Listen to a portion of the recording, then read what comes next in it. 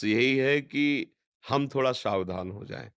अपवित्र आचरण भगवान के समीप रहते हुए भी भगवद आनंद नहीं प्राप्त होने देते।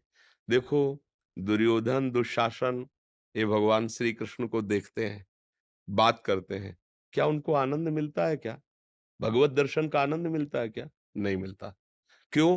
क्योंकि वो अधर्म आचरण कर रहे हैं।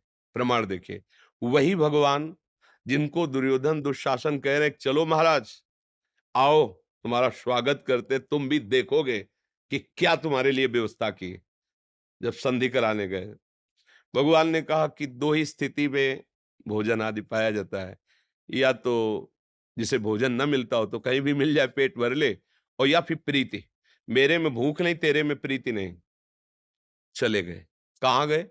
उसी समय के बाद तुरंत विदुर जी के घर गए और महामंत्री पद से हटा दिए गए थे विदुर जी।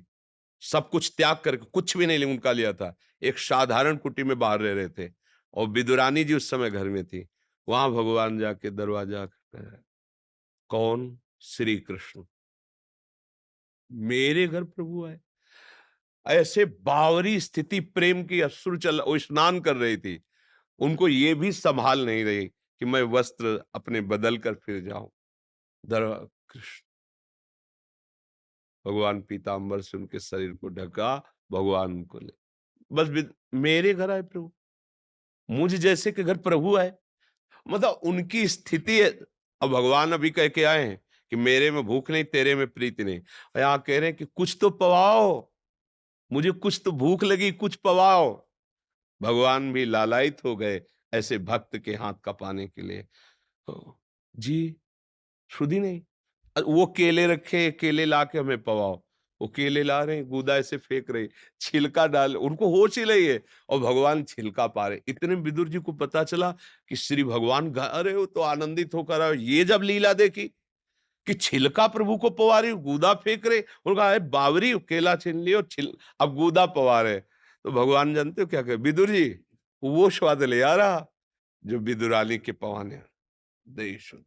वही श्री कृष्ण है जिनसे दुशासन, दुर्योधन बात कर रहा है, पर उसका हृदय जल रहा है श्री कृष्ण को देखकर। वही श्री कृष्ण है जिनको विदुरानी सुनने मात्र से कि श्री कृष्ण हूं, वो आए, वो कितने परमानंद। बात क्या हुई?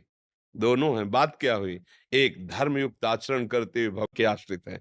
यदि हम भगवद आश्रित होकर के और भगवान का चिंतन मनन करें, सत्य आचरण करें, तो भगवान हमसे ज्यादा कुछ नहीं चाहते हैं कि तुम पहाड़ उठा लो।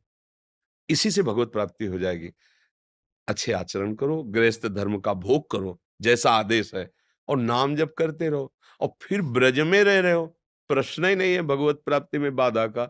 ये तो रज ही इतनी महामहिमामयी है।